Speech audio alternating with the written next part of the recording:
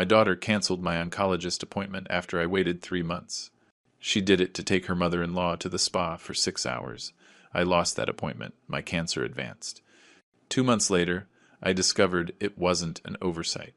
It was the first step in a plan to take everything I had built over 42 years of work. Before I continue, make sure to subscribe to William's Revenge Stories and hit the bell, because we post new stories every day.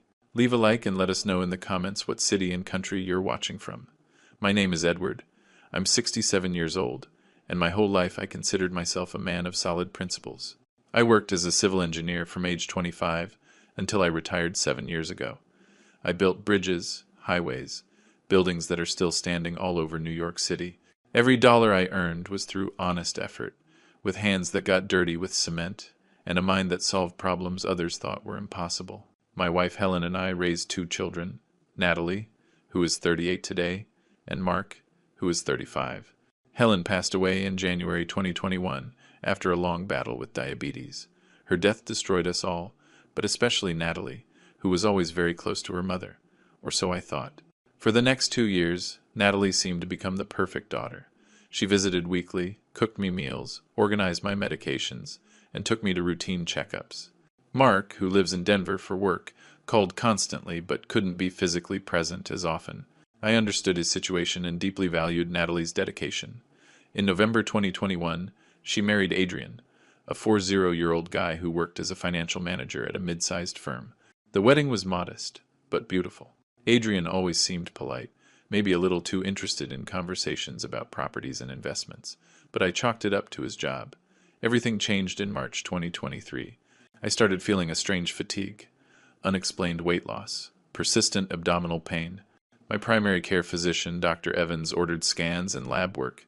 On March 15th, I got the diagnosis nobody wants to hear: pancreatic cancer, stage 2. Dr. Evans was direct but compassionate. He explained I needed to see a specialist urgently, that time was crucial in these cases. He referred me to Mount Sinai Hospital, one of the best cancer centers in New York. The reality of navigating the insurance network is that specialist appointments can take months. They gave me a date for June 15th, 2023, a 3-month wait that felt eternal. During that time, the symptoms gradually worsened. I lost 18 pounds. The pain intensified. My nights became a hell of insomnia and anxiety. Natalie knew my situation perfectly. I showed her all the medical reports. I explained the seriousness of the diagnosis. I specifically asked her to help me with the drive for that crucial appointment. I didn't feel safe driving with the fatigue and the painkillers I was taking. She promised she would be there. Dad, count on me. It's the most important thing. Mom would want me to take care of you, she said, with tears in her eyes. On June 14th, the day before the appointment, I called her to confirm the time. Don't worry, Dad. I'll pick you up at 8 a.m. Your appointment is at 9:30. We'll have plenty of time, she assured me in a loving voice. I barely slept that night, not from fear, but from a strange hope that I would finally start the right treatment. The morning of June 15th, I got up at 6. I showered with difficulty, dressed in comfortable clothes, and prepared a folder with all my medical reports organized chronologically. By 7:30, I was sitting on the sofa in my Upper West Side apartment, waiting. At 8:15, I was surprised Natalie hadn't arrived. I called her. The phone rang 6 times before she answered. Dad? Her voice sounded normal, awake, unhurried. Natalie, it's 8:15. Are you on your way? There was a pause that lasted maybe 3 seconds, but it changed everything forever. Dad, I'm so sorry, but I can't take you. Something urgent came up with Brenda. Brenda was her mother-in-law, a 64-year-old woman in perfect health. What happened? Is she okay? I asked, genuinely worried. Yes, she's fine. It's just... She has a very important spa appointment that she booked months ago, and her car's in the shop. I have to take her. You know how she gets. She gets very upset if she misses these things. The world stopped for a moment. Natalie, my oncologist appointment is today. I've waited 3 months. It's about my cancer. I know, Dad, but you can just call and reschedule. Brenda comes first today. She's counting on me. You understand, right? Brenda comes first. Those words were burned into my mind. I didn't yell. I didn't curse. I didn't break anything. I just said, I understand, and hung up the phone. There was a profound, instructive clarity in that moment. My daughter had just chosen her mother-in-law's beauty treatment over my cancer treatment. The words were crystalline, impossible to misinterpret. There was no ambiguity. There was no room for doubt. She said exactly what she thought. Brenda comes first. I sat on the sofa for 10 full minutes, staring at the folder with my medical reports. I thought about Helen. I thought about how we had raised Natalie. I thought about the values we tried to instill in her for 38 years. Then I picked up the phone and called a taxi. It was 8:25 a.m. Mount Sinai was 25 minutes away in normal traffic. I still had a chance to make it. The taxi arrived in 8 minutes. The driver saw me struggling to get into the car. "Are you okay, sir?"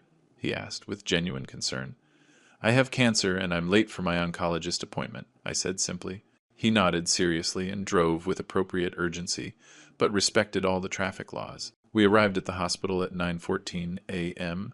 I paid him $40 for the $18 fare and told him to keep the change. "Good luck, sir." "God be with you." I made my way up to the oncology floor. The receptionist checked the system. "Mr. Edward, your appointment was at 9:30. You arrived 15 minutes early, but the protocol requires check-in 30 minutes prior for registration and history prep. Unfortunately, Dr. Serrano is already with the next patient. Your slot was lost." I tried to explain. I tried to reason. The receptionist, Patricia, was kind but firm. "I'm so sorry, Mr. Edward. I understand your situation, but these are strict department rules. There is a months-long waiting list. I can reschedule you for the next availability." She checked the digital calendar. "I have an opening on August 18th. 2 months from today. 2 more months. 60 additional days with a tumor growing inside me." "I'll take that date," I said quietly. I went home in another taxi. During the ride, I didn't feel rage. I felt something much colder, much more dangerous. Absolute clarity. My engineer's mind, trained for decades to analyze structures, identify weak points, and calculate consequences, started to work. Natalie hadn't forgotten my appointment. There was no date confusion. She knew exactly what she was doing. The real question was why. I got back to my apartment around noon. I made some tea, sat in my favorite armchair, and began to remember, not emotionally, but methodically. I mentally reviewed the last 2.5 years since Helen died. At first, Natalie seemed genuinely affected and protective, but after her wedding to Adrian in November 2021, subtle changes began. Visits that used to last 3 hours were cut to 40 minutes. Conversations that used to be deep became superficial. And something else. Adrian started asking strangely specific questions about my properties. "Edward, do you still have that house in the Hamptons you bought in the 90s? Is this apartment in your name, or was it shared with Helen? Have you thought about updating your will since Helen passed?" Questions that seemed like casual conversation at the time, but now, in this new light, revealed a pattern. At 3 p.m., my doorbell rang. It was Doris, my neighbor from the 5th floor, a 72-year-old woman who had lived in the building longer than I had. Doris and Helen had been close friends. "Edward, I saw you came back early. Didn't you have your important appointment today?" I had mentioned the consultation to her days earlier. "It was canceled," I replied curtly. Doris frowned. "That's strange." "Because this morning, I saw Natalie drive by, around 9 o'clock. She was in her car with another older woman, both of them laughing. I thought maybe they had taken you and brought you back quickly." My stomach tightened. "You saw them? Are you sure of the time?" "Completely. It was 9:05 a.m. I was taking out the trash. I waved, but they were talking excitedly and didn't see me. Natalie had passed right by my street at 9:05 a.m., the same morning she supposedly couldn't pick me up because she had to urgently take Brenda to the spa. She passed literally in front of my building with her mother-in-law in the car, laughing while I was in a taxi, desperately trying to get to my oncology appointment on time. "Are you all right, Edward? You've gone very pale," Doris observed. "I'm fine. Thank you for telling me, Doris." That afternoon, I did something I had never considered necessary before. I started documenting. I took a notebook and wrote down the date, the time, every detail of what happened that morning. I wrote down the exact phone conversation with Natalie. I wrote down Doris's testimony. I noted the cost of the taxi, the names of the drivers I remembered. As an engineer, I had learned that precise documentation was the difference between a successful project and a disaster. I sensed I would need this information. The next day, Natalie called me. "Hi, Dad. How are you? How was your appointment yesterday?" Her voice was casual, almost carefree. I lost it. I was 15 minutes late for check-in. They rescheduled me for August. There was a very brief pause. Oh, what a shame. Well, at least you have another date. I'm sure it's not that serious to wait a little longer, right? A pancreatic tumor, 2 additional months of waiting. And she said, it's not that serious to wait, in the same tone she'd use for a hairdresser's appointment. Sure, Natalie. Not serious. I hung up and added that conversation to my notebook. Then I dialed Mark's number in Denver. Mark answered on the 3rd ring. Dad, I was just thinking about you. How did the appointment go? The genuine concern in his voice was a painful contrast to his sister's indifference. I told him everything. Natalie's cancellation, the taxi, the lost appointment, the 2 additional months of waiting. There was a long silence on the other end of the line. Dad, I need to tell you something I've been wanting to say for weeks, but I didn't know how. Mark took a deep breath.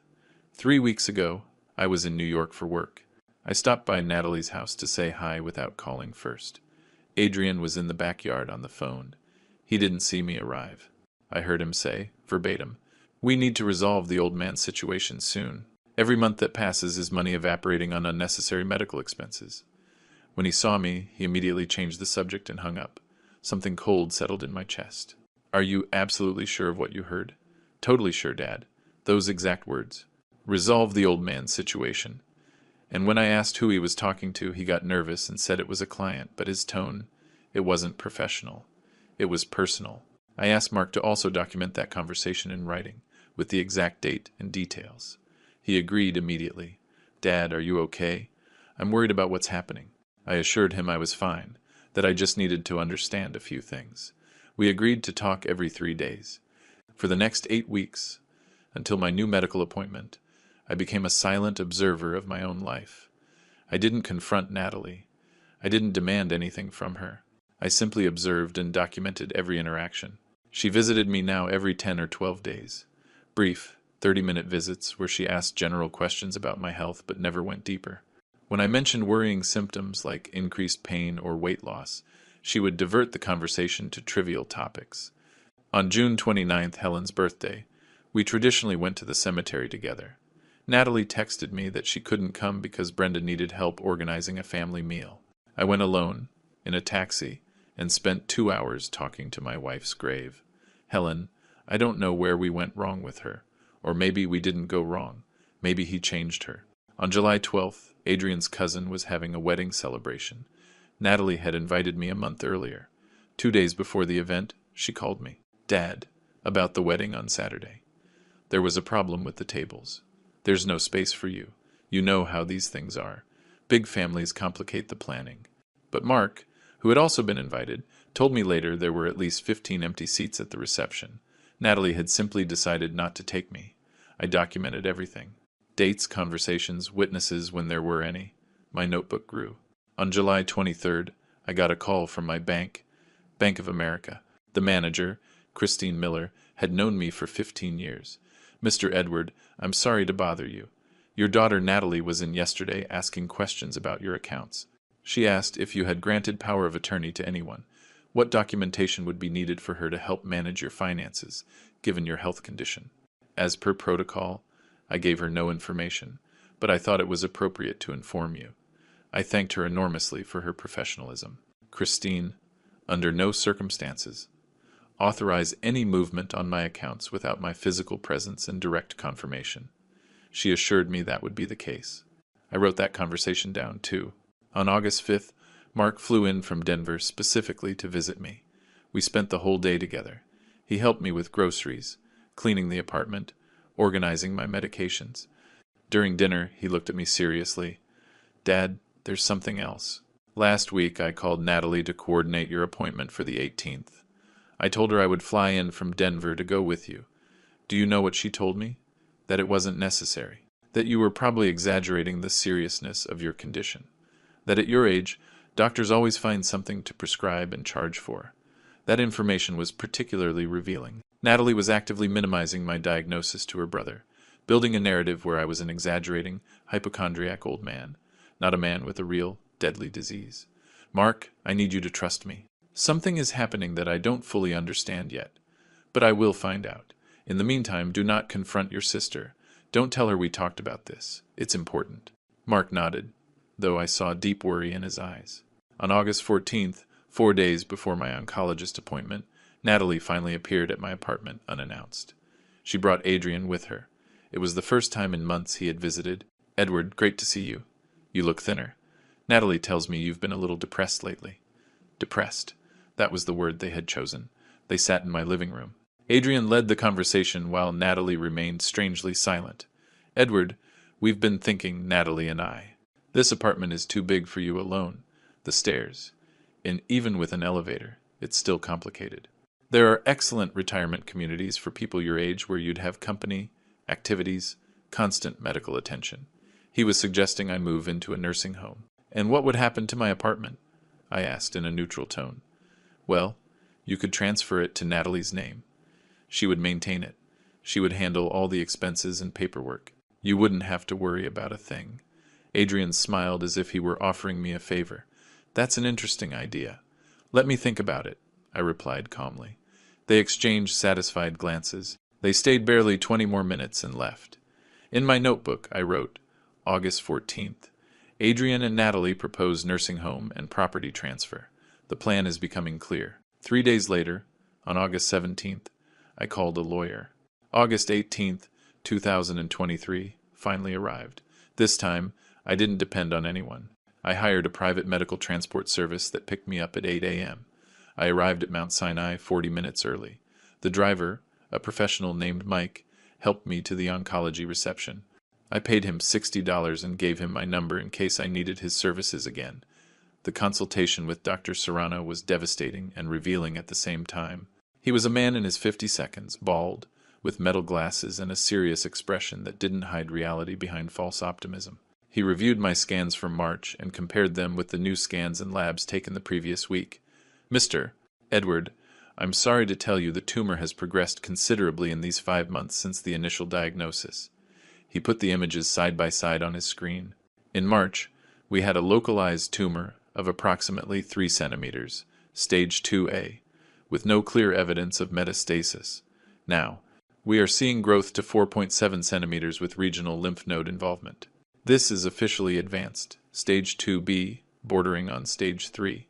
He explained with graphs and terms that I, with my technical background, could understand perfectly. The 2-month delay in initial care had allowed cancer cells to spread to neighboring structures. If we had started treatment in June when it was originally scheduled, the probability of curative surgery was 65%. Now, it's 42%. The optimal window has closed. "Dr. Serrano, I need this documented. With absolute clarity," my voice was firm. "I need detailed reports indicating exact dates. When was the initial diagnosis?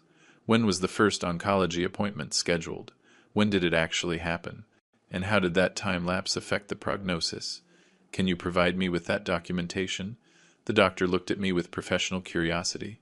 "Of course, Mr. Edward. It's your right to have all your complete medical information. I can prepare a detailed technical report. Is there a specific legal or personal reason?" "Let's just say I need absolute clarity on the consequences of decisions made by third parties," I replied. He nodded, understanding. "I'll have it ready in a week. In the meantime, we need to start neoadjuvant chemotherapy immediately. The goal is to shrink the tumor before evaluating surgical possibility.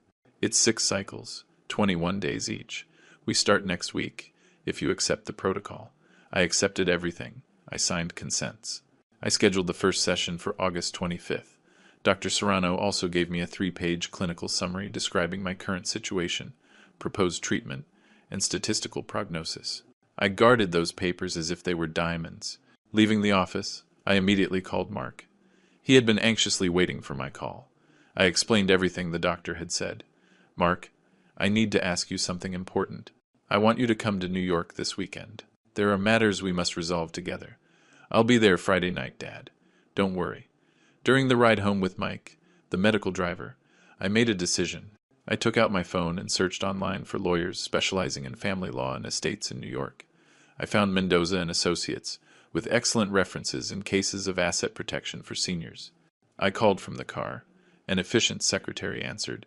"Mendoza and Associates, good morning." I explained that I needed an urgent consultation regarding estate planning and possible advice on a situation of family financial abuse. She offered me an appointment for August 22nd at 11 a.m. with the senior partner, Philip Mendoza. I accepted immediately. I got back to my apartment around noon. Doris saw me come in and came down to ask how it went. I told her the summarized prognosis. She put her hands to her mouth. "Oh, Edward, I'm so sorry. Does Natalie know yet?" I told her I hadn't contacted her yet. Doris shook her head. "That girl should be here with you. Helen would be so disappointed to see her like this." That afternoon, Natalie called, not to ask about the medical consultation, but to comment that she had seen patio furniture on sale and thought I could buy a set for her terrace. "Dad, you don't have a yard, but I could really use them. It's only $1,500. You could just transfer me the money, and I'll take care of everything." $1,500 for her patio furniture.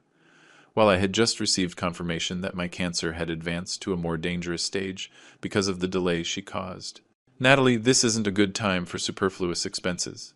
I have expensive medical treatments ahead," I replied in a neutral voice. There was an awkward silence. "Well, it was just an idea. I thought you'd want to help your daughter." She hung up coldly. I wrote that conversation down too. The pattern was becoming more evident. Minimization of my illness, financial requests, emotional distancing, attempts at asset control. They weren't coincidences. It was a strategy. On August 20th, I received an unexpected call from an old engineering colleague, Robert Davis, with whom I had worked on several large projects in the 90s. "Edward, sorry to call you out of the blue. I ran into your daughter's husband at a professional networking event a few days ago. Adrian, right?" I confirmed. Well, it was an awkward moment. He was talking to other financial managers about properties. He mentioned he would soon have 2 prime properties available in New York and the Hamptons for possible sale or investment. He said verbatim, "They were a family inheritance that will be liquidated shortly." "Edward, you're doing okay, right?" It felt like I had been punched in the stomach. "I am perfectly alive and well, Robert. Those properties are mine, and they are not for sale, nor are they part of an inheritance, because I am still here." Robert let out a low whistle. "I thought it was strange. That's why I'm calling. Be careful, my friend." I thanked him profoundly and hung up. Adrian was already shopping my properties around publicly. He was talking about my inheritance in the present tense, as if I were already dead or incapacitated. The audacity was staggering. On August 22nd, at 11 a.m. sharp, I walked into the offices of Mendoza and Associates on Wall Street. The offices were sober but clearly professional. Dark wood, shelves full of legal codes, framed diplomas. The receptionist showed me into a large office where Philip Mendoza was waiting for me. He was a man of about 55, perfectly cut gray hair, an impeccable suit, and an analytical gaze. "Mr. Edward, welcome. Please, sit down. Tell me what brings you here." His voice was professional but warm. For the next hour, I laid out the entire situation with the precision of a technical report. I showed him my notebook with the chronological documentation, the canceled appointment on June 15th, Doris's testimony about seeing them that same day, the conversations about nursing homes, the call from the bank, Robert's comment about Adrian marketing my properties, the constant financial requests, the medical reports showing the tumor progression linked to the delay. Everything. Philip took meticulous notes on his computer. When I finished, he leaned back in his chair and steepled his fingers. "Mr. Edward, what you're describing forms a disturbing pattern that we legally call financial abuse of a vulnerable person. In New York, especially, we take these cases very seriously." He explained that although I was fully mentally and legally competent, my medical condition made me vulnerable to manipulation and exploitation. The fact that your son-in-law is publicly discussing liquidating your inheritance while you are alive, combined with the attempts to gain power over your finances and the documented medical negligence, builds a solid case. "Medical negligence?" I asked. "Your daughter assumed a duty of care when she committed to being your transport for urgent oncological treatment, canceling that obligation for recreational activities, causing documented medical harm. Can be interpreted as negligence by omission. It's not necessarily criminal, but it is highly relevant in civil matters." Philip was direct about the options. "First, we must protect your assets immediately through legal reorganization. Second, we establish clear medical directives, naming a trusted representative, who is not Natalie. Third, We consider formal legal action for damages, if you wish. Before any aggressive legal action, I recommend securing your assets. Can you detail exactly what you own? I pulled out the documents I had prepared. My apartment on the Upper West Side, deeds in my name, valued at $1.5 million. My house in the Hamptons, valued at $1 million. Savings accounts at Bank of America, with $500,000. Total assets, approximately $3 million, no debt, all acquired through my 42 years of work. Philip nodded appreciatively. A clean, significant estate. Now, regarding your will, what are the current terms? My old will, written when Helen was alive, splits everything 50-50 between Natalie and Mark. Okay, unlike some countries, in New York, you are not legally required to leave your children anything. You have the right to disinherit them completely. Here is what I recommend. First, we draft a new will. We will disinherit Natalie entirely. To make it legally sound and prevent contests, we will bequeath her $1. This shows she was not forgotten, but intentionally excluded. The entire remainder of your $3 million estate will go to Mark. Second, we will execute a deed of gift for the Hamptons house, transferring it to Mark right now, while you are living. This removes $1 million from your estate immediately, placing it beyond her reach. I did the quick math.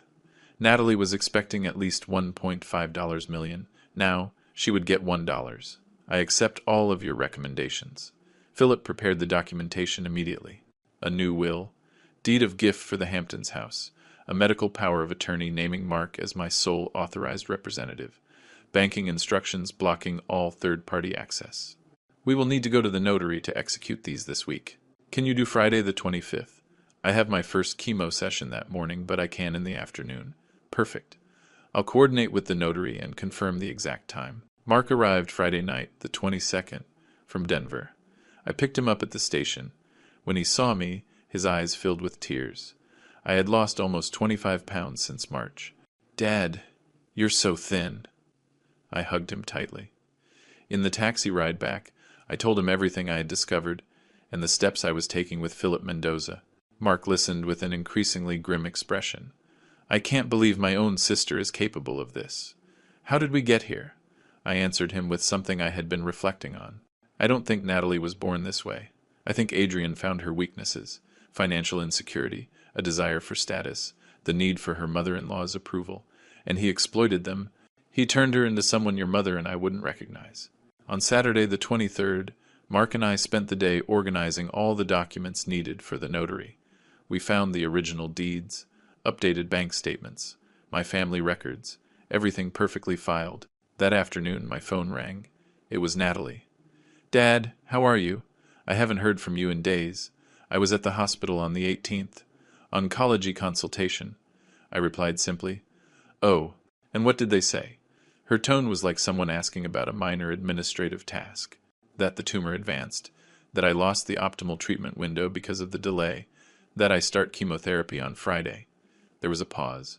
Well, I'm sure the doctors are exaggerating. You look fine. I did not look fine. I had lost 25 pounds. I had deep, dark circles under my eyes. I got winded climbing one flight of stairs. Natalie, Mark is here with me. He's going to accompany me to the treatment. I said it deliberately, to observe her reaction. Mark is in New York? Why didn't you guys tell me? There was annoyance in her voice, not sisterly concern. He came to take care of his sick father. He didn't need your permission, I replied with a coldness she definitely noticed. Natalie stammered something about wanting to visit soon and hung up quickly. Mark, who had heard my side, shook his head. She's nervous. She feels like she's losing control. He was right. Every move I made independently, every decision made without consulting her, eroded the plans she and Adrian had built. On Sunday the 24th, I did something I hadn't done in months. I went to Mass at a nearby parish. I'm not especially religious, but Helen was, and that space always gave me clarity. After the service, I spoke briefly with Father Michael, the priest who had officiated my wife's funeral. I told him in general terms about my medical and family situation. Father Michael, a wise man of 70, put a hand on my shoulder. Edward, protecting what you built honestly isn't greed, it's responsibility. And teaching consequences to those who act wrongly, even if they are family, isn't cruelty, it's justice. Helen would be proud of you for defending your dignity. His words gave me a peace I hadn't felt in weeks. Monday, the 25th, started early. Mike, the medical transport driver, picked me up at 7:30. Mark came with me. The first chemo session at Mount Sinai lasted 4 hours. They hooked me up to an IV, administered 3 different drugs. Dr. Serrano supervised personally and gave me the detailed report I'd requested. 8 technical pages documenting exact dates, tumor progression, lost treatment windows, and a direct correlation between the delay from June to August and the worsened prognosis. Doctor, this document is exactly what I needed. Thank you for your professionalism, I said, putting the report in my briefcase. We left the hospital at 12:30. I felt dizzy and weak, but mentally alert. At 4 p.m., we had our appointment at the notary's office. Philip was waiting for us at the entrance. The notary, Stephen Navarro, was a meticulous man. He reviewed my ID first, and a medical certificate of mental capacity, signed by a psychiatrist, Dr. Salazar, whom Philip had arranged for me to see 3 days prior. Mr. Edward, we are proceeding with 3 legal acts today. A new will revoking all previous ones, a deed of gift to your son Mark, and a specific medical power of attorney. Do you confirm these are your decisions, made freely without coercion? Mr. Navarro looked me directly in the eyes. I absolutely confirm. These are my decisions, made with full awareness and proper legal counsel. We signed document after document. The new will specified, from my $3 million estate, Natalie would receive $1.00. Mark would receive the entirety of the estate. The deed of gift transferred the $1 million Hampton's house to Mark, effective immediately. The medical POA named Mark exclusively as my authorized representative. Natalie had 0 legal authority over my treatment. Everything was officially registered at 6:15 p.m. on Monday, August 25th, 2023. When we left, Philip walked us to a nearby cafe. Mr. Edward, your assets are now legally protected. Natalie can do absolutely nothing to alter these provisions. Any attempt to contest the will would be rejected because we have meticulously documented your full capacity. The next step is up to you. Do you want to take active legal action for the damages, or simply maintain the protection we've established? I thought carefully. For now, let's keep this confidential. I want to see their next move. I have a feeling they haven't shown all their cards yet. Philip nodded. Wise. Keep me informed. And, Mr. Edward, I've handled many family abuse cases. Most victims are paralyzed by denial. You have acted with admirable clarity, speed, and strategy. You are an exceptional man. That night, Mark and I had a quiet dinner. Dad, how do you feel? I know it can't be easy. Making these decisions about Natalie. I answered him honestly. It hurts me deeply, what my daughter has become. But the idea of letting her abuse me without consequences hurts more. Your mother taught me that loving someone doesn't mean tolerating mistreatment. It means setting healthy boundaries. This is tough love, Mark. It's the last lesson I can teach your sister. Actions have real consequences. On Tuesday, the 26th, I got a call from my accountant, Albert Miller. Mr. Edward, I need to inform you of something delicate. Yesterday, I had a visit from your son-in-law, Adrian. He came with printed documents that looked like a power of attorney, though he wouldn't let me examine them closely. He asked specifically about your investments, pension funds, life insurance policies. He wanted to know exact amounts, beneficiaries, procedures to expedite transfers in case of cognitive decline. His words, my blood ran cold, but I kept my voice calm. Albert, those documents were fake or are irrelevant. I was just at the notary's office yesterday, reorganizing all my legal affairs. Mark is my only authorized representative. Under no circumstances, provide any information to Adrian or my daughter Natalie. Don't worry, Mr. Edward. I gave him nothing. In fact, I asked him to leave when he became too insistent. His behavior was aggressive. I thanked him for his loyalty. I hung up and told Mark immediately. They're getting desperate. They sense something has changed, but they don't know what. They're going to accelerate their plan. I wasn't wrong. That same afternoon, at 5:20 p.m., Natalie appeared at my apartment unannounced. She brought Adrian and, surprisingly, Brenda. All 3 of them came up together. When I opened the door and saw them, I knew immediately they were on a coordinated mission. Dad, we need to talk. Seriously, Natalie began, her tone trying to be firm but sounding nervous. They walked in without waiting for a real invitation. Mark was in the bedroom working on his laptop. He came out when he heard voices. Adrian spoke first. Edward, we've been very worried about you. Your health, your ability to handle complex matters. We know you started chemo. Those treatments, they affect mental clarity, decision-making ability. It's not your fault. It's pure chemistry. Brenda chimed in with a syrupy voice. Mr. Edward, I went through something similar with my late husband. Oncology treatments are terrible. He needed constant help. That's why I'm here, to support Natalie. Mark and I exchanged a look. Brenda's presence was revealing. She was there as a witness, to validate what came next. Natalie took papers from her bag. Dad, we prepared general power of attorney documents. It's to make your life easier. I'll take care of paying bills, managing properties, coordinating with doctors, everything. You just have to focus on getting better. She held the papers out to me. I took them and began to read them slowly, though I already knew what they contained. It was a sweeping power of attorney, authorization to sell properties, empty bank accounts, sign contracts in my name, make medical decisions, total access. Basically, I would become a legal puppet and she would pull the strings. These documents give you absolute control over everything I own, I commented calmly, pointing to specific clauses. It's for protection. For your own good, Adrian said quickly. Imagine if something happens to you during treatment. Someone has to be able to act fast. I placed the papers on the coffee table. And why not Mark? He's also my son. Natalie and Adrian tensed visibly. Mark lives in Denver. He can't be here regularly. I'm in New York, always available, Natalie argued, though the last few months had proven the exact opposite. Interesting. Why has Mark been more present in the last 2 weeks than you have in the last 6 months? I said, in a perfectly neutral tone. Adrian switched tactics. Edward, let's be practical. You're 67, advanced cancer, aggressive treatment. You need professional help managing a considerable estate. I work in financial management. I can optimize your resources, make sure the money works for you, protect your legacy. It's my specialty. There it was, the true goal finally verbalized.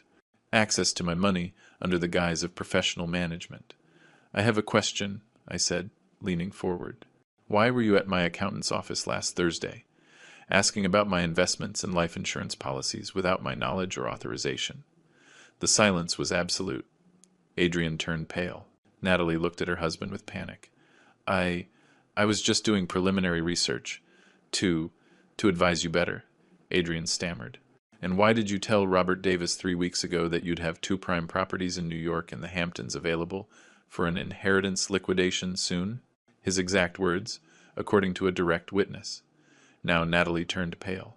Adrian opened his mouth, but no sound came out. Mark stood up and positioned himself next to me. Do you want me to tell you what's really happening here? You two planned this for months, you canceling Dad's appointment. That was deliberate sabotage. You wanted him to get worse, to become dependent on you.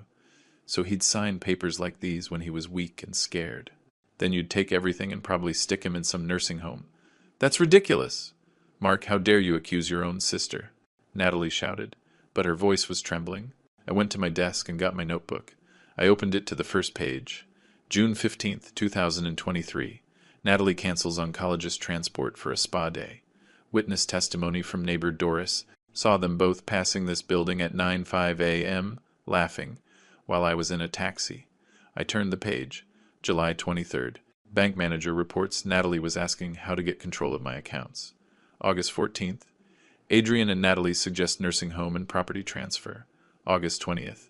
Colleague reports Adrian is publicly shopping my properties as an imminent inheritance. Each date, each documented fact, landed on them like hammer blows. Adrian tried to recover.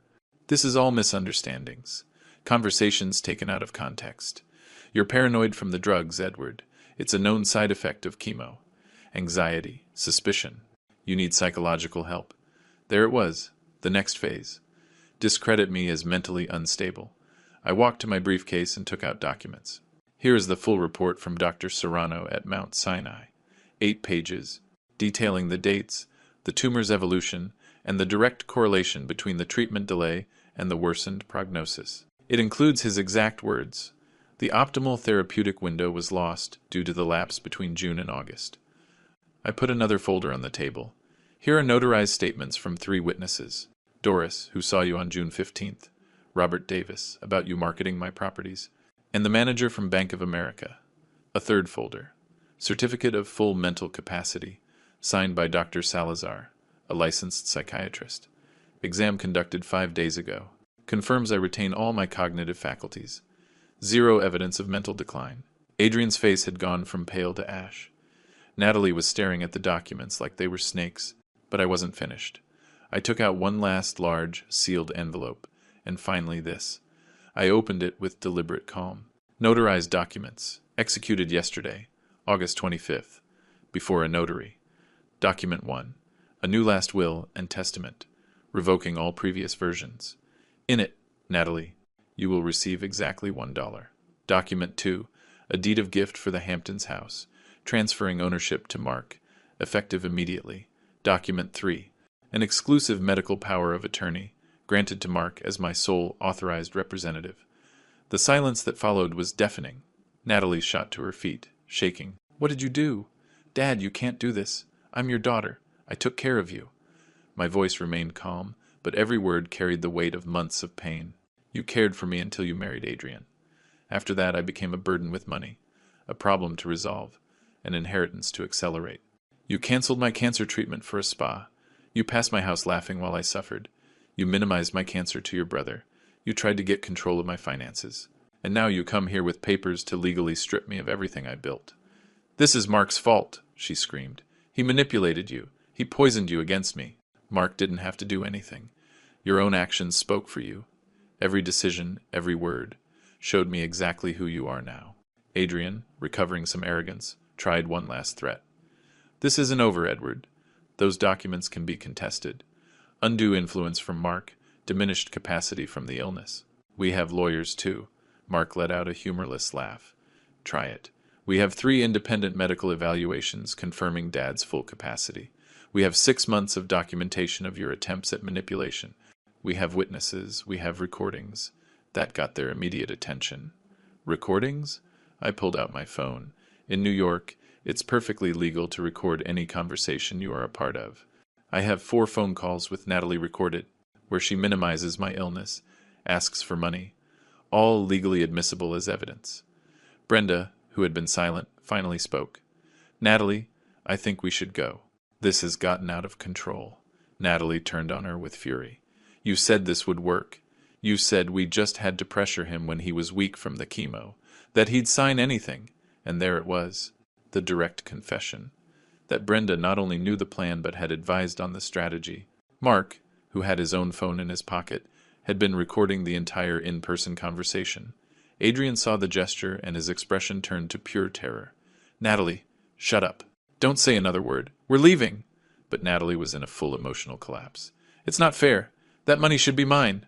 I worked, caring for you after Mom died. I earned it. You deserve exactly what you will receive, I said with absolute firmness.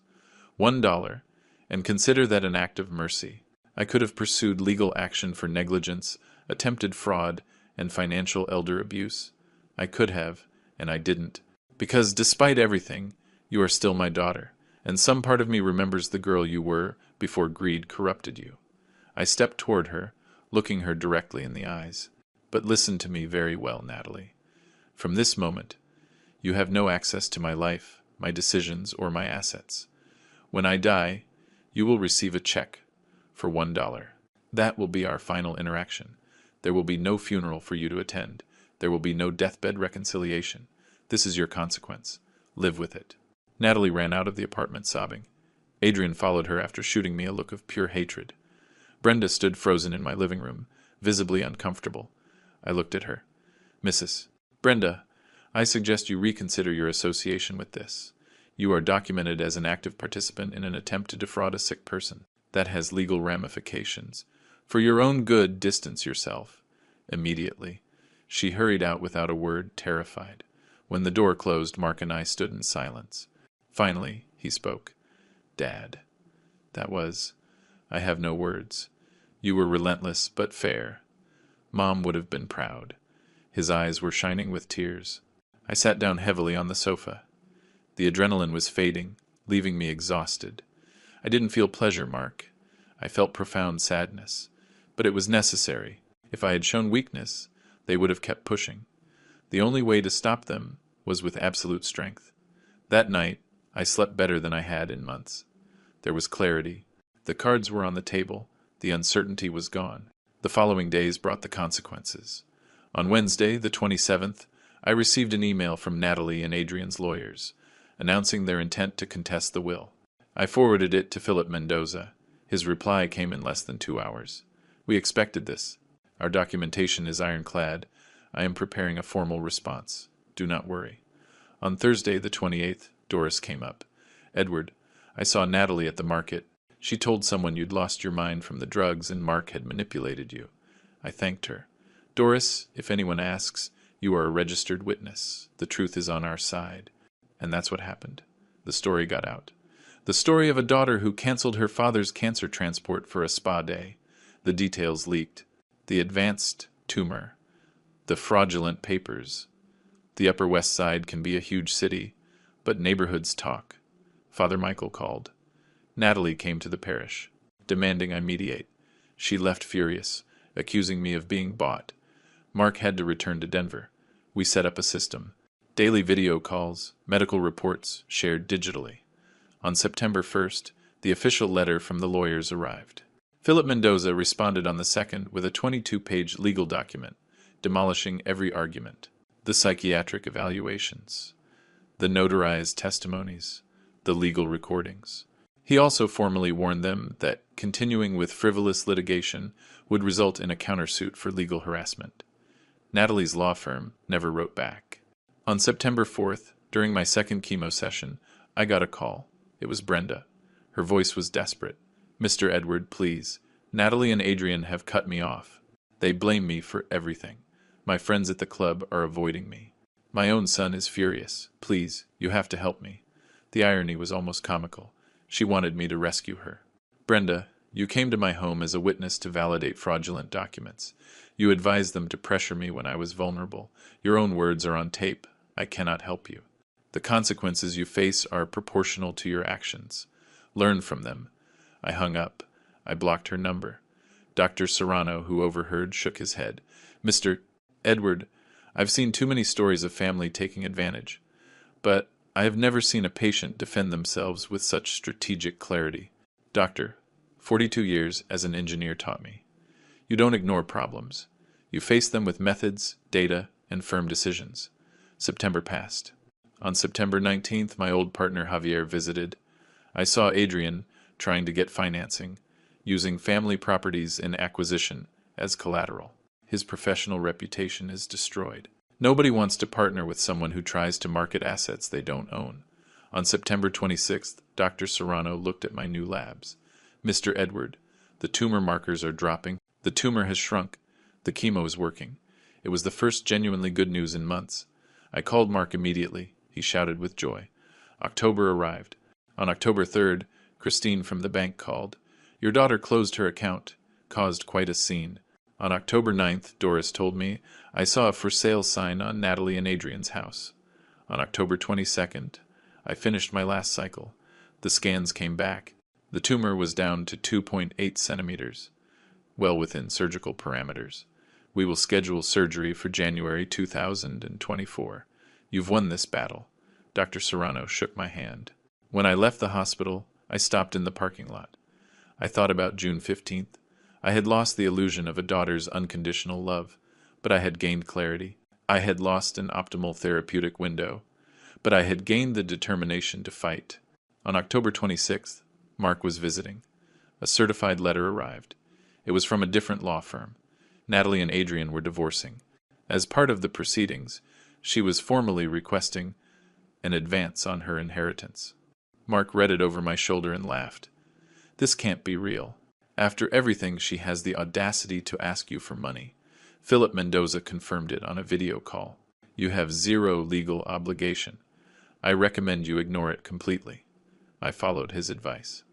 On October 31st, I got a call. It was Natalie. Her voice was broken. Dad, please, I need to talk to you. Adrian left me. He blames me for everything. I lost my house, my friends. I'm alone. Please, Dad, I'm your daughter. I felt a pang of pain. But I remembered. I remembered Brenda comes first. Natalie, real daughters don't leave their fathers to die for financial convenience. You are reaping what you sowed. Learn to live with it. I hung up. April 2024. It's been 10 months since that June 15th. I'm sitting on the balcony of my Upper West Side apartment, drinking coffee.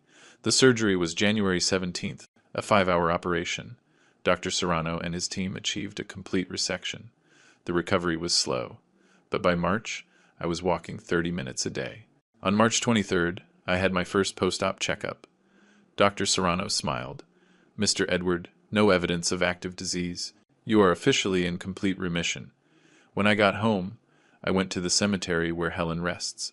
I did it, my love. I beat the cancer, and I beat something perhaps more difficult, the betrayal of our own daughter. I know it would hurt you to see her. It hurts me too. But I did the right thing. Natalie tried to contact me 7 times over these 10 months. Calls, texts, letters. At first demanding, then pleading, finally desperate. I didn't answer a single one. Mark informed me she eventually got an administrative job. She rents a small apartment in Queens. She lives modestly. Her divorce is final. Adrian moved to Florida. Brenda suffered severe social isolation. Her reputation never recovered. On April 9th, Philip Mendoza visited. Mr. Edward, the case is permanently closed. No more attempts to contest the will. On April 14th, Helen's birthday, I went to the cemetery. While I was placing her favorite white roses, I heard footsteps. I turned. It was Natalie. She looked different. Thinner, shorter hair, simple clothes. Dad, I knew you'd be here. It's Mom's birthday. I needed to see you. Her voice was shaking. I said nothing. I just looked at her. I've had 10 months to think about everything I did, about who I became, about how I disappointed Mom, you, and myself. Tears ran down her cheeks. I don't expect you to forgive me. I don't deserve forgiveness. But I needed you to know that I understand now. I understand the damage I caused. I understand that I lost the best father anyone could have, because of stupid greed. I remained silent. I started therapy. I'm working on understanding how I let Adrian turn me into someone so horrible, how I prioritized money over your life, how, her voice broke, how I canceled your oncology appointment for a spa. Dad, I almost killed you, and I have to live with that for the rest of my life. I finally spoke. My voice was calm but firm. Natalie, I'm glad you're in therapy. I'm glad you recognize what you did, but recognition does not equal restoration. Some things, once broken, can't be repaired completely. You can learn, grow, become a better person. I hope you do. But our relationship as father and daughter died on June 15th, 2023, when you said, Brenda comes first. That was your definitive choice. You can never forgive me, she whispered. Maybe one day I can forgive you, in my heart. But that doesn't mean I will let you back into my life. Forgiveness doesn't require restoring trust. And the trust you destroyed is irrecoverable. You will live your life. I will live mine. When I die, you will receive your dollar. That will be our last interaction. I turned back to Helen's grave, giving Natalie my back. I heard her sobs for a few moments, then her footsteps slowly walking away. If you liked this story, support us with a like, subscribe to the channel, and leave your opinions in the comments. To hear the next story, click the box that appears on the left. Thanks for joining us.